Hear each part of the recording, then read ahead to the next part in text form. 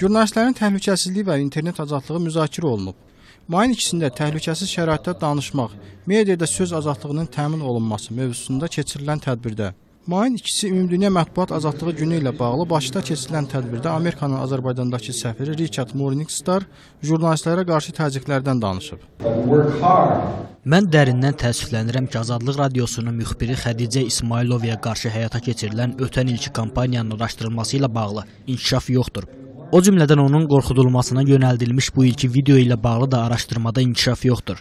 Azadlıq Radiosunun digər bir əməkdaşı Yafəz Həsənov da öz yazılarına görə Naxçıvan hakimiyyəti tərəfindən təcavüzə məruz qalır.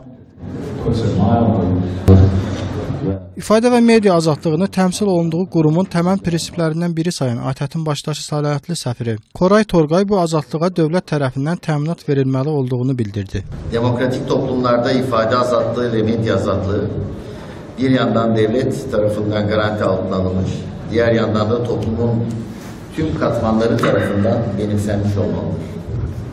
Bu husus demokrasinin olmazsa olmaz şartıdır. Media Hüquqi İnstitutunun rəhbəri Rəşid Hacılı son dövrlər ölkədə mətbuata qarşı baskıların artdığını bildirir. O, bu baskıları qarşıdan gələn prezident seçkiləri ilə əlaqədar cəmiyyətdə artan fəallıqla bağlayır. Söz azadlığı hər zaman baskı altındadır Azərbaycanda və ildən ilə vəziyyət get-gedə daha da çətinləşir. Azad sözə, müstəqil fikrə, müstəqil jurnalist araşdırmasına, tənqidi araşdırmalara və s. dözümlülük zaman-zaman azalır.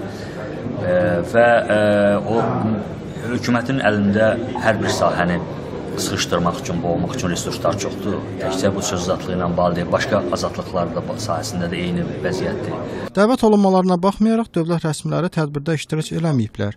Media ilə bağlı bugün keçirilən başqa bir tədbirdə isə Prezident Administrasiyasının İctimai-Siyasi Məsələlər Şöbəsinin müdiri Əli Həsənov deyib ki, bəzi beynəlxalq qurumların iddialarının əksinə olaraq Azərbaycanda azad mətbuat mövcuddur və heç bir media orqanı fəaliyyətinə qadağa qoyulduğunu iddia edə bilməz.